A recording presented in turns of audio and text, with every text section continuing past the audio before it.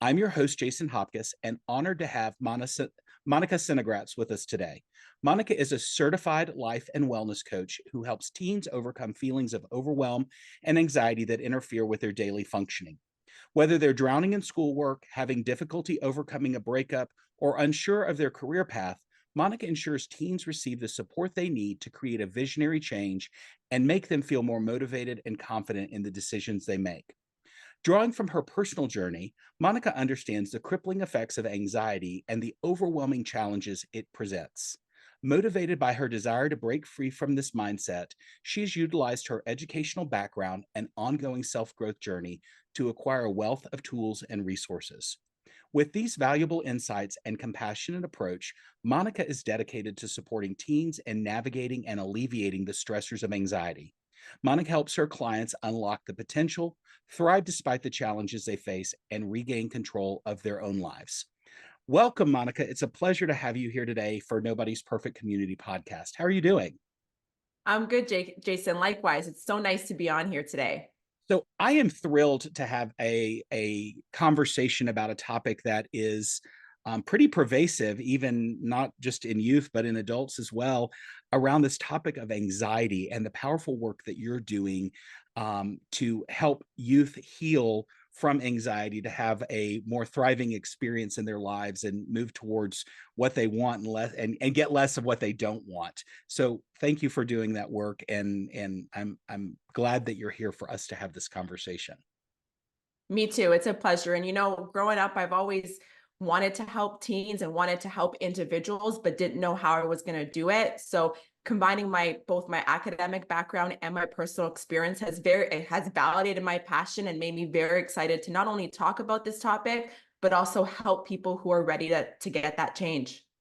I love that. And I know you have a personal story that really kind of brings you to doing this. Would you mind sharing with us, not aside from your professional credentials, what really empowered you to want to work with youth and teens on overcoming anxiety?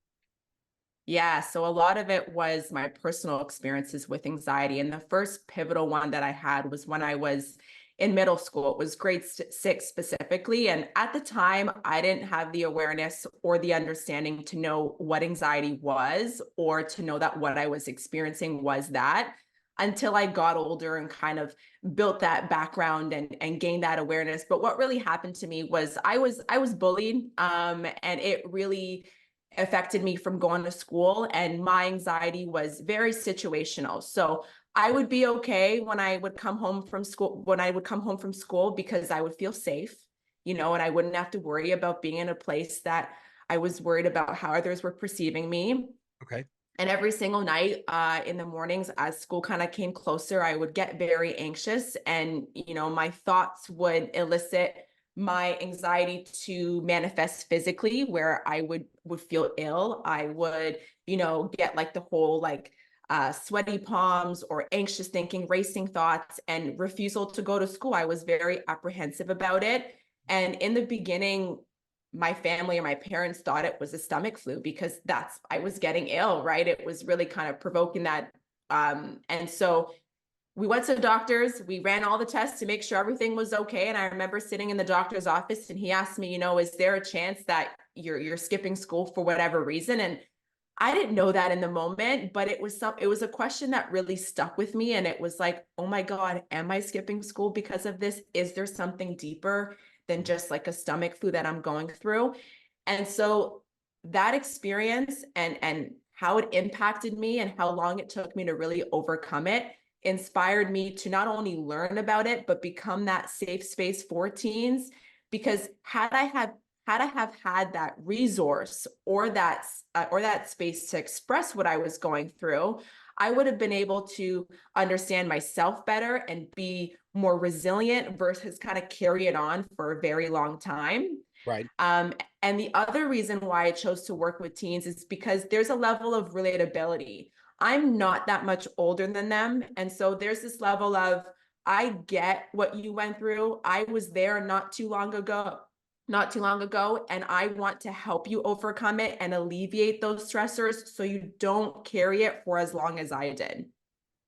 I love that. And first and foremost, thank you for your vulnerability and sharing your own story of this. And I always believe that that living experience or lived experience that we have can be so formative in shaping and how we show up to serve others. And it sounds like you really took your experience and have used those as a springboard to move you into doing this work. So thank you for that.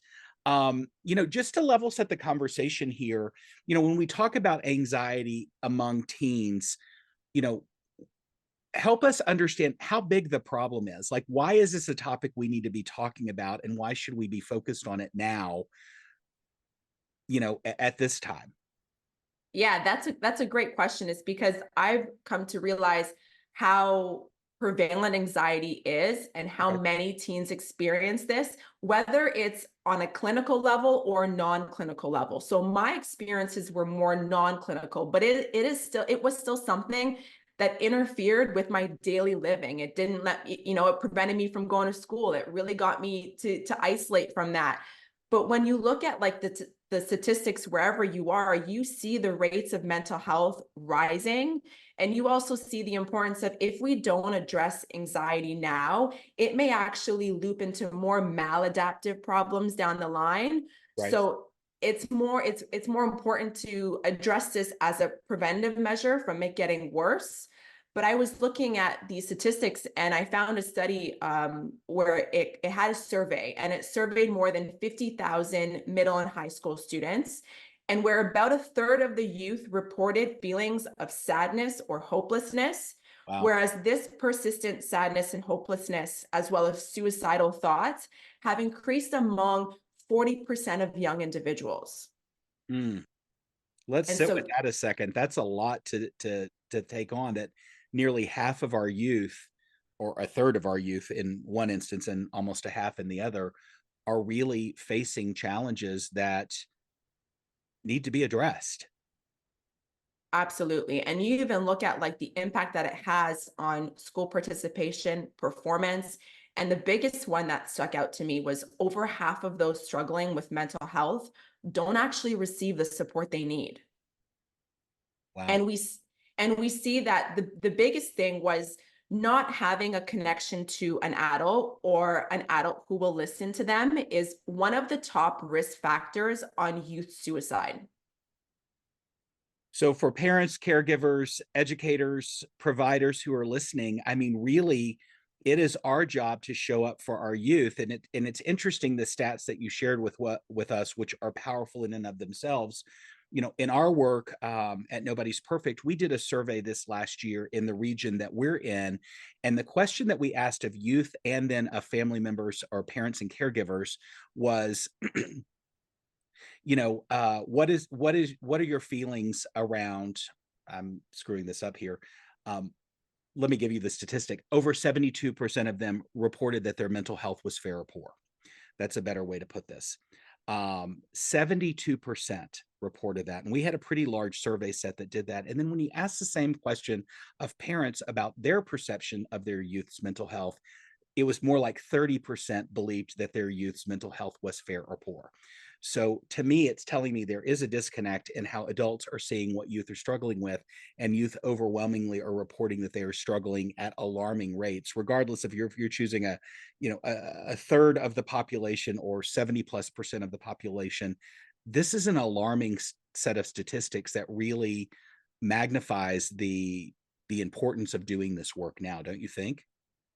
I agree. And I even look at like some of the resources that I see, and a lot of them, they're there to support teens, but they're there to support teens when it's very severe. Right. Like So really here's more something. reactionary instead of responsive.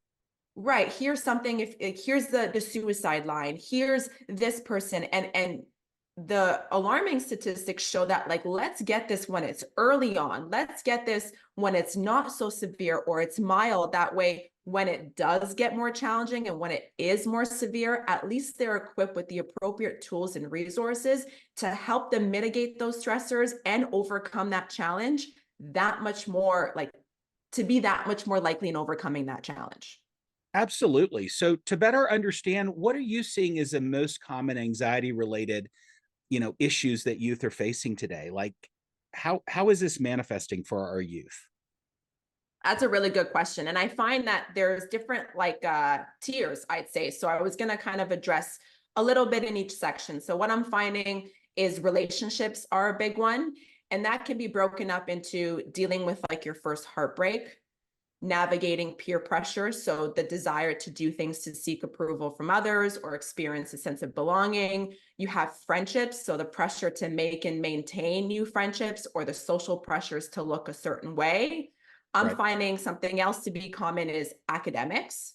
So whether teens are struggling with keeping up with school, whether they're a little bit older and having the pressure of applying to college or university, or their fears of not getting into their dream schools. There's the disappointment from not achieving good grades. There's performance or test anxiety. And then you fall into like there's this other issue or prevalence, which is identity. So questioning who you are, what you want in life. You have sexual orientation, gender identity. Then you can shift into what I'm seeing, family problems. So family conflicts, so tensions within the family, Right. divorce, financial difficulties, lack of support or communication. All of these tiers that I like to call them can elicit feelings of anxiety, and they're dependent on the individual and how mild it is or how severe it is. Yeah, and that has been validated in the work that we've done. So, as a precursor to Nobody's Perfect podcast, I did a series with youth. It was a For Youth by Youth initiative called Teen Talk that we launched in 2019, and it went through 2021. And we ultimately pulled the plug on it just because we had lived through COVID. Everybody was stuck in their house, and the conversations became kind of stale. But the one thread that wove through every single conversation, and I don't think this is just a youth thing, is this element of perfectionism, and that we have all of this added pressure to get into the right school, to get the right grades, to plan for our future, to date the right person. And what I took away from that is we are all so on high alert to show up and do our best and be perfect at it. And the reality is, I mean, our tagline here is perfection isn't real, your story is. I mean, the fact of the matter is we are all pursuing, and when I say we all, I think adults included, we are all pursuing this unrealistic expectation for ourselves that is it's unattainable. Absolutely. No, that's a big one for sure. So what do you think is the first step in overcoming some of the obstacles for the challenges that youth are facing with anxiety today? That's a great question. The biggest thing I find to overcoming that is developing your self-awareness. So really understanding what anxiety is, how it's landing for you or how it's coming up. And then when you have the awareness that, okay, this is what I'm going through, or this is what many people are going through, I'm not the only one, Right. you immediately kind of uncover a solution that much more quicker in comparison than if you're stuck in, like, let's say, for example, a victim mindset. So one of the things that I really teach teens about is when you have the self-awareness to know what you're going through, to know what your thought patterns are, what your belief systems are, let's now shift your mindset to be more empowering and constructive. That way you can overcome this challenge. And an exercise I like to take them with is really kind of to ask themselves, or yeah, to have them ask themselves, like, what does your internal self-talk sound like? Okay. Are you speaking more of in a victim mindset where you're asking yourself, why is this happening to me? Why me? I don't deserve this. I don't get it, right? Because those questions kind of keep you in that cycle and keep you in that loop in comparison to asking yourself more growth mindset questions that may sound like, what's the first thing I can do about this? What am I learning? Um, what have I done in the past that's similar and that I've succeeded in? Right. And all those, and just shifting to even like that kind of mindset helps you overcome and helps you alleviate those feelings and makes them a little bit less intense, if that makes sense. Sure. Well, I can imagine how important that is because, first and foremost, it's creating awareness that there's actually something that you may be dealing with or facing, which frankly is the first step to even approaching, can we fix this? I know that goal setting and motivation is a huge part of the work that you do with your clients. Tell us a little bit more about that. Like, practically, what does that look like in your coaching business working with youth? Yeah, I find goal setting is important. And thank you for bringing that up because experiencing heightened levels of anxiety causes teens to set overly ambitious or unrealistic goals that can lead to feelings of overwhelm, self doubt, fear of failure. So I try to help them set a realistic goal by taking them through a little exercise. So I ask them, what is the minimum thing you can do? So, what is that smallest step that you can take in the direction that you want to go in? Okay. And then what's the maximum? Once you figure out this leap of faith that you can take, what is that middle realistic stretch? And once they know what that middle realistic stretch is, we continue the exercise to set them up for success by asking them questions like, okay, what does that first step look like?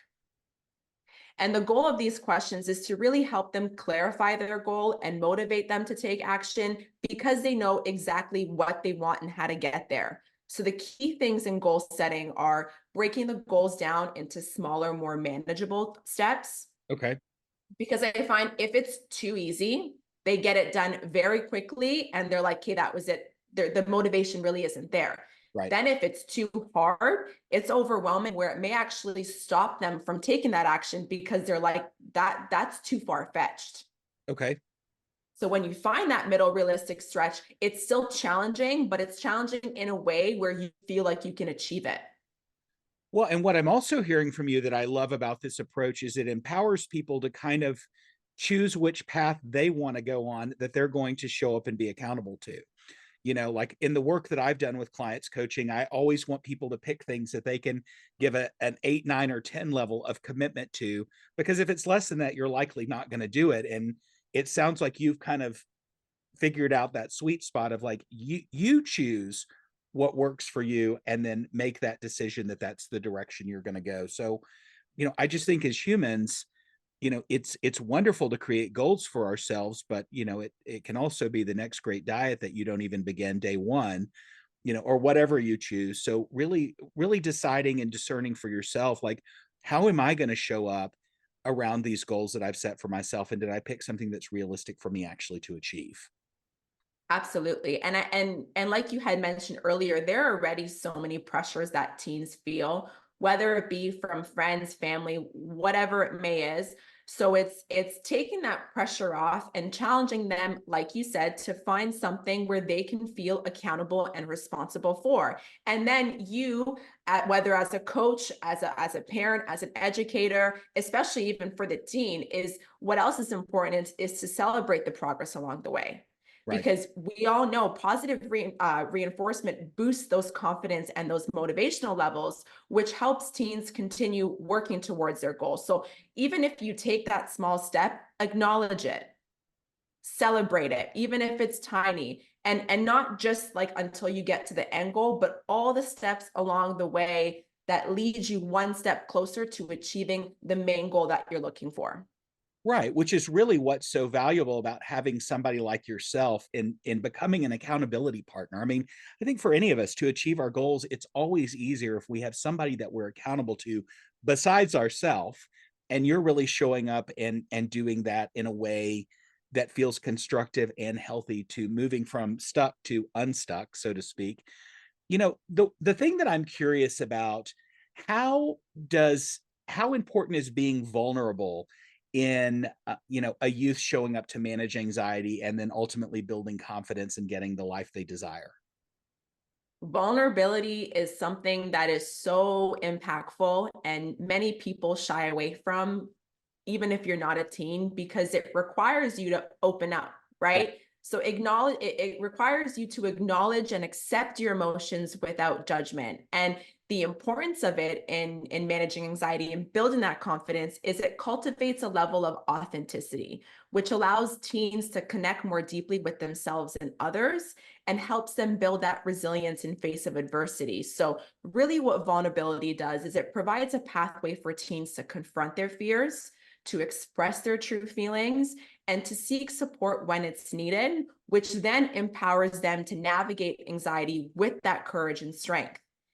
And then what I'm also noticing is it builds confidence because facing vulnerability teaches individuals that they can overcome discomfort and Right. they can overcome certain challenges, which immediately boosts their confidence and their resilience to navigate those difficult situations. Well, when you talk about vulnerability, I think so many of us shy away from it from the fear of the unknown. Like, I don't know if I show up this way, I don't know how that person's going to respond or what that outcome is going to look like. So I think for many of us, we just don't even show up in that way at all. It's just easier to maintain, this is what I know and this is where I go. And I agree with you. Vulnerability is essential. I forget what movie it was from, find 20 seconds of courage. There really is that element when you start wading into some of these murkier waters to recognize that if you want a different result, you're likely going to have to show up for yourself in a different way, which may start with you getting brutally honest with yourself around, this is what I'm facing, this is what I'm struggling with, and I need to figure out a different way to do that. Absolutely. And I even know it from my personal experiences when I was going through it the first time. I didn't want to talk to anybody about it. Right. I shied away from it. I ran away from it. But I realized that doing that wasn't the right thing because it didn't help it go away. It actually intensified it for me. It made it louder and louder to a point where it was like, okay, this is getting out of control and I need to do something about it. And I find with vulnerability, the first step is the hardest step. If you and I are having a vulnerable conversation, I'm saying, Jason, there's something I need to talk to you about. That sentence right there to me is one of the hardest because you're initiating something. Right. Once you start talking about it, once the words start flowing and you start feeling safe in that space, it's not as scary. So, really, what I want to empower teens to do is kind of push towards what makes you uncomfortable in the sense where it will open up doors that will lead to more empowering feelings than it will how they're feeling right now when they're anxious. I agree. And, it also is one of those, I can tell you in my own personal experience, and you may be able to validate this, the times that I've shown up and been vulnerable with somebody that I perceive as a safe person to be vulnerable with, it often has been an invitation for that person to share about something that they're struggling with. And that right there is the foundation of connection. Like when you can really show up and allow yourself to be seen, valued, and heard, and somebody meets you at that place and then not only validates what you're going through, but then shares something that they've struggled with or are going through. Like, I can't think of a more cup filling exercise for anybody to live through. Can you? No, I was going to say 1,000%. And it's just like when you talk to people and they share their story, similar to what I mentioned before, it's like, oh my gosh, I'm not the only one. And even when I was going through anxiety and I was listening to podcasts, hearing other people's story was like, okay, this is normal. Right. I'm okay. Everyone goes through this on a different level. And when you normalize it, it becomes that you become that much more willing to see things from a different perspective and jump on that self-growth journey that I find super, super powerful and the greatest reward that I've gone through. Well, and also doing that validates you are not alone, which is the essence of what keeps so many of us from facing these dark things that may plague us, is we think that we're the only person that's experienced it. And 100%, I assure you, whatever you're going through, while it is your unique experience, and I'm not trying to invalidate that for anybody, there is somebody that has been through that experience or worse and will meet you at that place and understand and love you and accept you exactly who you are, where you are. And I think that's so important for anybody to listen to realize, you know, you're not alone like that. I don't know any other simpler words than that. You talked about your own experience and journey of kind of that internalized self-talk. Like, what are you seeing, with the youth that you're serving, the value and importance of that self-talk and what they're putting into their heads is really manifesting in what they're getting out of their lives. I'm imagining there's some need to disrupt that or change that narrative or tape, so to speak, that's playing. How important is self-talk in, really overcoming the anxiety that we're dealing with? I think it's an absolute game changer. And, at one point in my life, I didn't know that your thoughts weren't your reality. I thought that if you were thinking something that it was true, Right. which caused a lot of fear because it was like, oh my God, and it would kind of just keep on like cycling. And so becoming aware of that you have this inner voice that yes is meant to guide you and is meant to be a guiding point, but don't always take it literally. And Mhm. when you can kind of take the back seat from your thoughts and step away from it or unattached to it, you observe it from a different perspective versus when we attach ourselves to that negative self-talk, all of a sudden we become it. That's our reality, right? Your thinking manifests into your reality in the sense where it elicits levels of fear or anxiety if it's framed a negative way. So becoming aware of it and shifting it to those more positive and empowering questions fosters that problem solving and that growth mindset. So, and when you have more negative or self critical questions that you ask yourself, it really perpetuates those feelings of doubt, fear, and helplessness, which hinders your ability to overcome obstacles.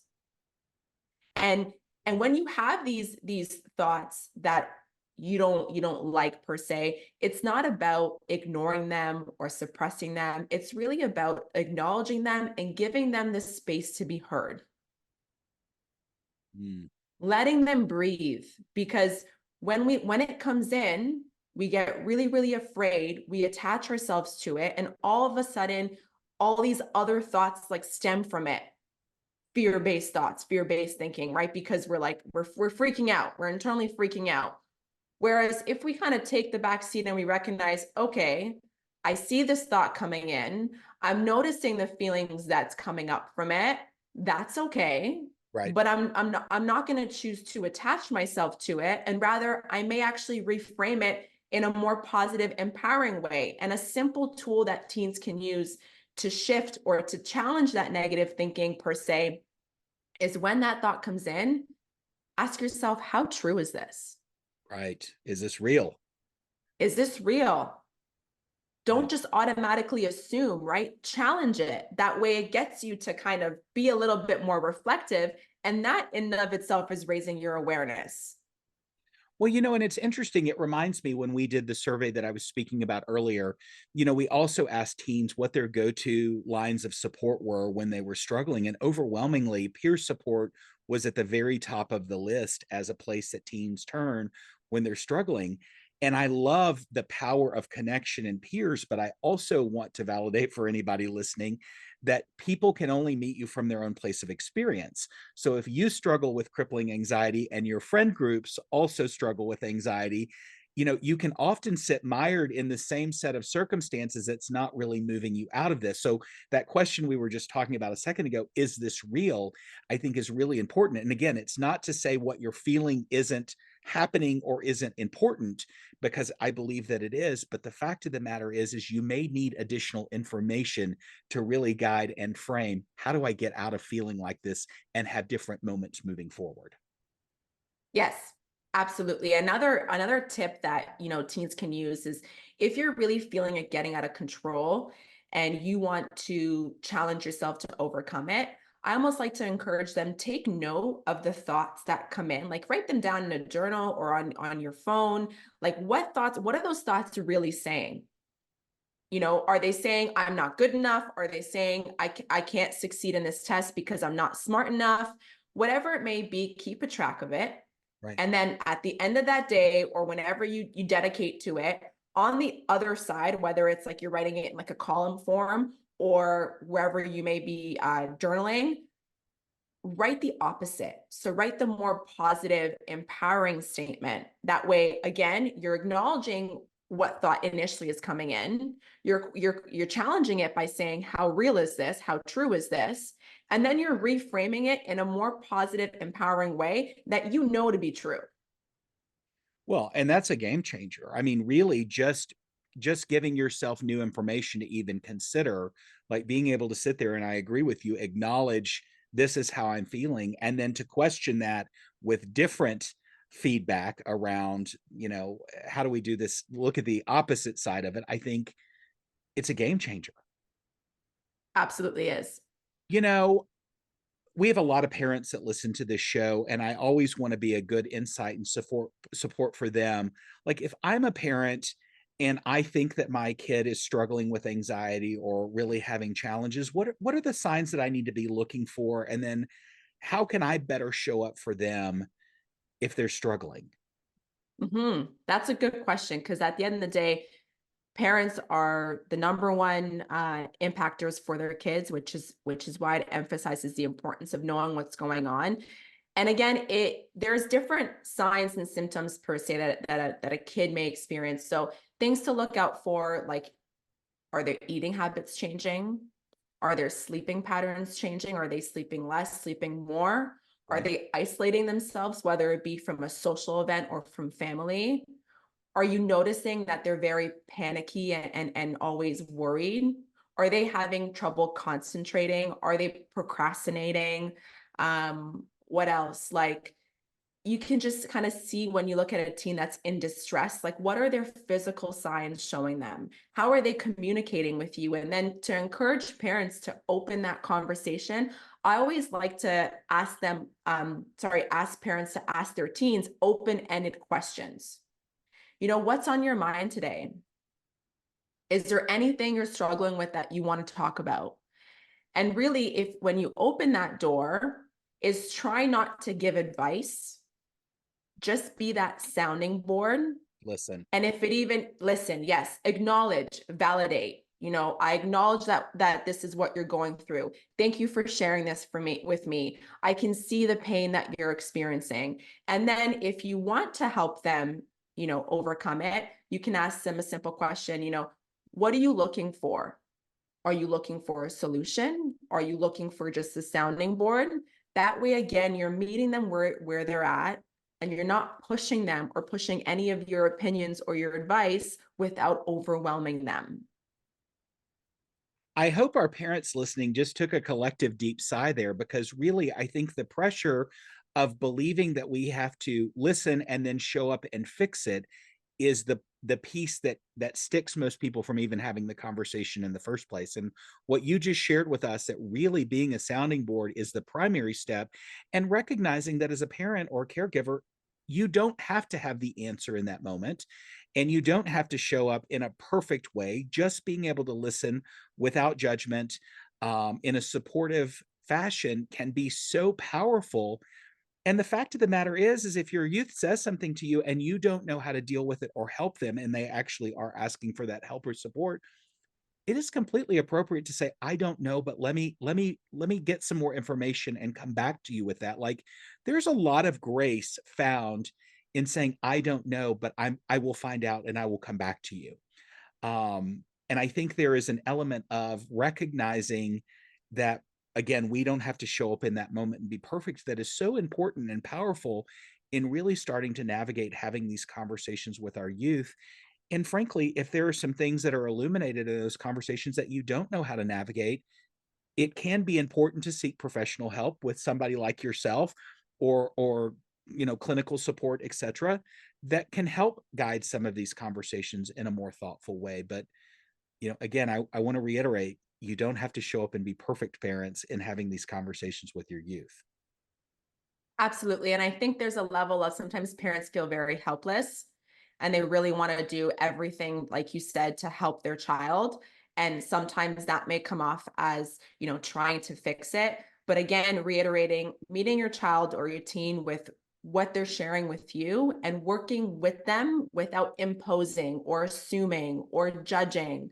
And again, it's even when teens are ready to seek that support or parents want to introduce that level of coaching or whatever method works for the family, it's about finding a person who you resonate with. So Right. there are many different people who do many different specialties and things, but when you're looking for a coach, really look for what's their message, how does this land for me, how does this person make me feel, what are they going to help me do, just to help clarify and give you that feeling of, is this person a right fit to help me overcome what I'm going through? I think that's really important. And I often liken any, kind of clinical or coaching relationship to dating. as you start dating, I mean, not everybody you're going to go out with is going to be for you. And I think therapy or coaching is the same way, and recognizing that you may have to, see a few people before you find a fit for you. And just because the first person you see, or even the second or third, isn't a fit for you, it doesn't mean that nobody is out there that can support you on your journey.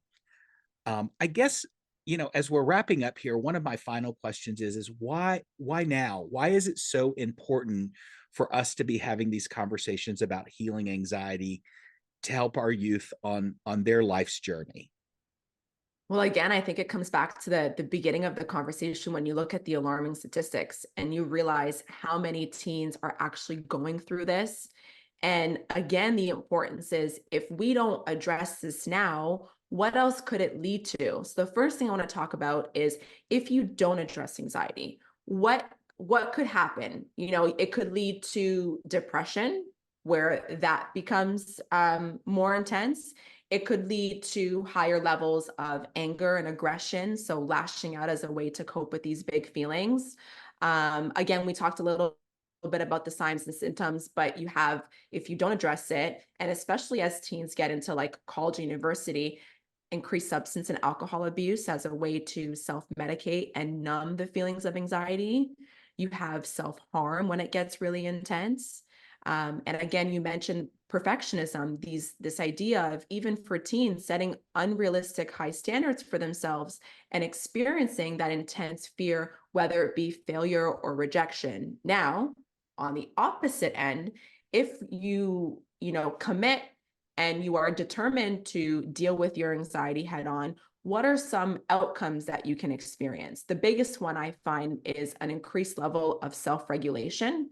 So the opposite, being able to regulate those big emotions when they come in, which really prevents teens from panicking, being overwhelmed, having those aggressive outbursts, increased self-awareness, which is a big one that we talked about today. So developing that deep understanding of your emotions, your triggers, your thought patterns, which gives you better insight to your well-being. You improve your relationships with your families and friends because you learn how to communicate, you learn how to be vulnerable and to have those uncomfortable conversations.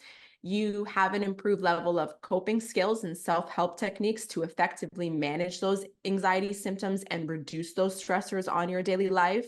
Right. Again, a big thing that we talked about was resilience. So your ability to come back and to bounce back in face of adversity, and just a greater sense of confidence. And when your levels of confidence are higher, your decision-making skills are better and you feel more empowered as a teen, not only to pursue and to achieve your goals, but you mentioned a really good one, to be able to discern your own truth, to say no to things that aren't good for you, like substance abuse and all that kind of things, when as you get older you get more exposed to, Right. because you're able to think and to know what's best for you because you've done the work to raise your awareness and to say, you know what, I'm dealing with this, but I'm not going to let it be my identity for the rest of my life or for however long.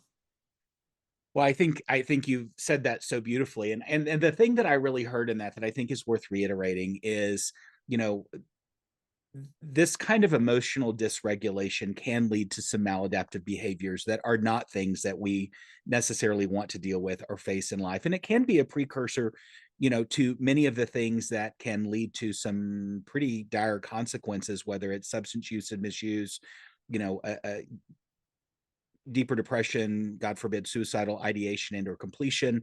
Like, really, the power and importance of identifying things that we're struggling with and taking steps to heal from those only leads to more successful outcomes, not only today but as you move forward in life. And the thing that I want to reiterate for people is, the work that you're doing to heal the things that are affecting you, those things build upon each other. And it's like anything in life, the more you practice, the more tools you have in your tool bag, the easier it is to navigate the ups and downs of life as we go through them. And life is challenging. I mean, there are many factors that come about at us that we have no control of. But the one thing that we do have control of is how we show up in a given moment. And what you're describing to us so beautifully is really this awareness of being able to keep your emotions in check, only makes showing up that much easier as you navigate the course of life. Is that correct? Absolutely. And like you said, life will challenge you. Right. It will test you, but it tests you in a way to say, okay, what have I learned? What have I changed? Have I changed my habits? Have I implemented different strategies? And when you actually take what you learn and you implement them into your daily life, that's when you break the cycle. Right. And recognizing that just because you're struggling today doesn't mean that you always will. But it does begin and end with what action are you willing to take? What effort and input are you willing to make to get the life that you desire? Again, I'm not here to tell anybody that this work is easy, but it is doable. And there are many people like yourself who are coaching people wisely through these processes that can help them get a more fulfilling, successful experience in life. And I think that's necessary. Monica, as we wrap up here, there's one question we always ask our guests before we end. What does nobody's perfect mean to you? That's a good question. Thank you. Nobody's perfect to me means that there's always something going on. We're not perfect human beings, but it's about the fact that everyone's going through something to one degree or the other. And now you guys have created a community in which let's talk about things to show how we're not perfect. Let's talk about those imperfections to normalize what everyone's going through. Because when we have this standard of, let's say, everybody is perfect, the opposite way, it creates that much more of a pressure. Whereas when you tell yourself nobody's perfect, it alleviates that, and it almost empowers and welcomes people into that community because they know that one thing that we all have in common is the fact that nobody's perfect and everybody's got something going on. Well, I couldn't have said it better myself. And really, when we considered the name in using the word nobody, which I don't really even love, it actually implies everybody in this situation, which is the heart of the community that we're really seeking to build here. I want to thank you for contributing today on this incredibly important topic around what our youth are facing with anxiety and the work that you're doing to help them navigate the ups and downs of life. It's important and necessary. So thank you. No problem. And thank you, Jason, for having me on. I love talking about it, raising awareness, because like you had said, I understand it's not easy, but the journey on the other side, it becomes more empowered and you feel more free. And like you said, you experience a greater level of life satisfaction because you're connecting with like-minded people and having them really help you overcome those challenges. So I can't thank you enough for creating this platform to have people come on and to chat about it and to really spread that awareness that's really important. Well, it's our pleasure. And to our listeners, thank you for being a part of the Nobody's Perfect community, where we're dedicated to supporting, inspiring, and empowering youth and families. We hope you've enjoyed today's transformative conversation. Together, we are dismantling stigma and providing solutions for mental health and well-being challenges so everyone can thrive. Join us every other week on cozy101.com/imperfect or on your favorite streaming platform to continue embracing our shared human experience. If you or someone you know is struggling with mental health, visit our website, www.nobodiesperfect.community, to get immediately connected to a hub of clinically approved mental health resources and tools designed to support you wherever you find yourself on your journey. And be sure to follow at Nobody's Perfect Community on Facebook, Instagram, YouTube, and TikTok. I'm your host, Jason Hopcus. It's been a pleasure having you here. Stay connected, stay inspired, and remember, nobody's perfect because perfection isn't real. Your story is. Until next time.